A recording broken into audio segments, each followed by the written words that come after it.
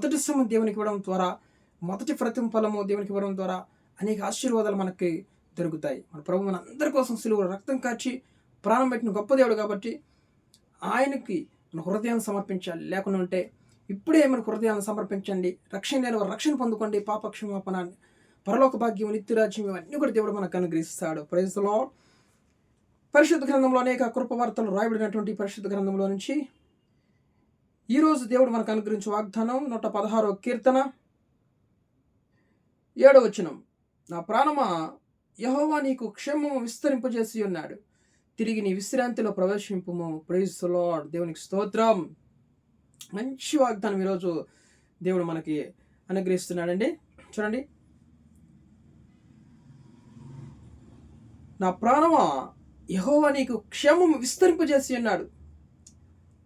అనేక దినముల నుంచి క్షేమం లేక, సమాధానం లేక, ఆరోగ్యం లేక, ఆర్థిక సమస్యలతో, ఫైనాన్షియల్గా, ముఖ్యంగా అనారోగ్య సమస్యలతో బాధపడుతున్న అందరూ కూడా దేవుడు ఈరోజు మంచి వాగ్దానం మనకి అనుగ్రహిస్తున్నాడండి. ఏమిటంటే, నా ప్రాణమా, యెహోవా నీకు క్షేమం విస్తరింపజేసి ఉన్నాడు. ఈ ప్రాణానికి దేవుడు ఈరోజు క్షేమం విస్తరింపజేస్తున్నాడండి. క్షేమం ఏంటో నువ్వు ఎరుగు అన్నమాట.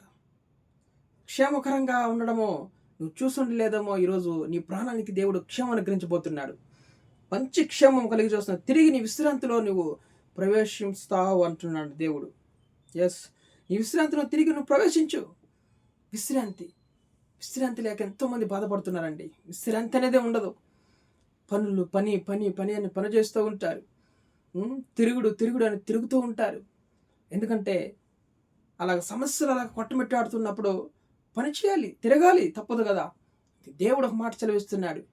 మత్తయి సువార్త 11:28, ప్రయాసపడి భారం మోసుకోపోచున్న సమస్త జనులారా నా ఎదుకు రండి, నేను మీకు విశ్రాంతిని కలుగు చేస్తానన్నాడు దేవుడు. ఎస్, ఈరోజు దేవుడు మనకి క్షేమమును, విశ్రాంతి విస్తరింపు చేయబోతున్నాడు. దేవుడు నీ క్షేమం కలుగు చేస్తానంటున్నాడు. విశ్రాంతిలో తిరిగి నువ్వు ప్రవేశించు, విశ్రాంతిని వెళ్ళు. ఈరోజు నువ్వు విశ్రాంతి తీసుకో, హాయిగా, విశ్రాంతిగా, శాంతికరంగా నువ్వు విశ్రాంతి తీసుకో ఈరోజు అంటున్నాడు. శాంతికరంగా నువ్వు మనసు మంచి శాంతి అనుగ్రహించు. ఈరోజు శాంతిగా నువ్వు తిరిగి విశ్రాంతిలోకి నువ్వు ప్రవేశించు అంటున్నాడు దేవుడు ఈరోజు. ఎందుకంటే నీ ప్రాణానికి ఆయన క్షేమం అనుగ్రహించబోతున్నాడు. నీ మనసుకి క్షేమం అనేది లేక బాధపడుతున్నావు, కొట్టమెట్టాడుతున్నావు. సమస్యలతో, ఆర్థిక సమస్యలతో, ఇరుకులు ఇబ్బందులతో సమస్యలు కొట్టమెట్టాడుతున్నప్పుడు క్షేమం ఎక్కడ వస్తుందండి? నిద్ర వస్తుందా? నిద్ర రాదు మనకి. ఈరోజు దేవుడు, నా ప్రాణమా, యెహోవా నీకు క్షేమం అనుగ్రహించి ఉన్నాడు. భక్తుడు తన ప్రాణంతో తనతో చెప్పుకుంటున్నాడు అనమాట. ఇన్ని రోజులు నీకు క్షేమం అనేది లేదు కదా, ఈరోజు హ్యాపీగా, సంతోషంగా, క్షేమంగా ఉండు నా ప్రాణమా, హాయిగా నిద్రపో, తిరిగి నీ విశ్రాంతిలోనికి నువ్వు ప్రవేశించుము అంటున్నాడు అనమాట. దేవునికి స్తోత్రం కలుగునుగాక. అంతేకాకుండా ఆయన యొక్క ఆజ్ఞలను మనము అనుసరిస్తే, చూడండి, ద్వితీయోపదేశకాండం 4:40, మరియు నీకును నీ తర్వాత నీ సంతానపు వారికి నీ క్షేమం కలుగుటకై దేవుడైన యెహోవా సర్వకాలం నీకు ఇచ్చిన దేశంలో నీవు దీర్ఘాయుష్మంతుడగునట్లు నేడు నీకు ఆజ్ఞాపించున్న ఆయన ఆజ్ఞలను, కట్టడలను నీవు గైకొనవలెను. చూడండి, దేవుడిచ్చే ఆజ్ఞలను, కట్టడలను ఎప్పుడైతే నువ్వు గైకొంటావో నీకు క్షేమమును, చూడండి, నీ క్షేమం అనుగ్రహిస్తా అంటున్నాడు దేవుడు. అంతేకాకుండా దీర్ఘాయుషు నీకు అనుగ్రహిస్తా అంటున్నాడు దేవుడు. ఈరోజు నువ్వు క్షేమంగా ఉండాలంటే ఏం చేయాలి తెలిసిన? దేవుడు అనుగ్రహించు, ఆయన ఆజ్ఞలను, కట్టడలను అనుసరించి నడుచుకొని ఆయనకి పట్ల నువ్వు, చూడండి, భయభక్తులు కలిగి ఆయనను సేవించిన ఎడలా, భయభక్తితో దేవుని సేవిస్తే నీకు క్షేమము, నీకు విశ్రాంతి, రెండు కూడా దేవుడు నీకు ఈరోజు అనుగ్రహించబోతున్నాడు.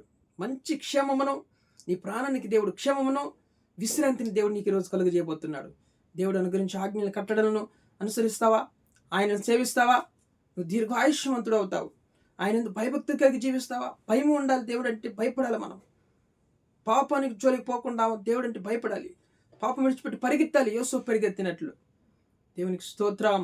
మరి ఈరోజు క్షేమం లేనివారు, విశ్రాంతి లేనివారు వాగ్దానం మీద ప్రార్థించండి. దేవుడు అంటున్నాడు, నేను నీ క్షేమం విస్తరింపజేస్తున్నాను, తిరిగి నీ విశ్రాంతిలో ప్రవేశించము అంటున్నాడు దేవుడు. స్తోత్రం, హల్లెలూయా.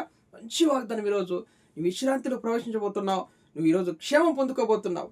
దేవుని దగ్గర నుంచి నీ ప్రాణానికి, చూడండి, నీకు క్షేమం దేవుడు విస్తరింపు చేయబోతున్నాడు. క్షేమం. హల్లెలూయా. ప్రార్థన చేసుకుందామా? ప్రేమ కలిగినటువంటి మా ప్రియ పరలోకపు తండ్రి, ఉదయకాల సమయంలో ప్రేమించి మంచి వాగ్దానం ఇచ్చినందుకు మీకు స్తోత్రములు, వందనాలు చెల్లించుకుంటున్నాం నాయన.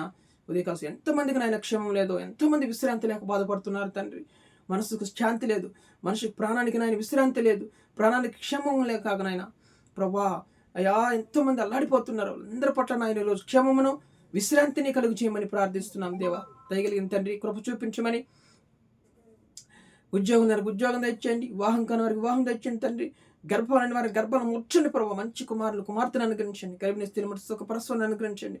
ఆయా ప్రయాణస్తులందరూ కూడా కాపాడండి, రోడ్డు ప్రమాదాల నుంచి తప్పించి క్షేమం తెచ్చమని ప్రార్థిస్తున్నాం. ముఖ్యంగా రోగులందరినీ ముట్టి స్వస్థపరుస్తండి. హాస్పిటల్లో ప్రతి ఒక్క రోగిని ముట్టండి, స్వస్థపరచండి తండ్రి నాయన. మీ గాయప నష్టాలతో ముట్టి మీరు పొందిన కాయల స్వస్థని గురించి కరుణించండి. వెడ్డింగ్ డే, యానివర్సరీ, బర్త్డే జరుపుకున్న తోడండి, సహాయం చేయమని కృప చూపించండి. కుటుంబాలు సమాధానం, నెమ్మది, ఐక్యత తెచ్చేతండి, క్షేమం తెచ్చేయండి, విశ్రాంతి కలుగు చేయమని ప్రతి ఒక్కరికి, దేశాన్ని, రాష్ట్రాన్ని, సంఘాన్ని, సేవకులందరినీ కూడా కాపాడమని సమస్త ఘనత మహిమ ప్రభావాన్ని మీకు చెల్లిస్తూ యేసుక్రీస్తు జీవం కలిగిన నామములో ప్రార్థన అడిగి వేడుకొని పొందినాం మా ప్రియ పరలోకపు తండ్రి.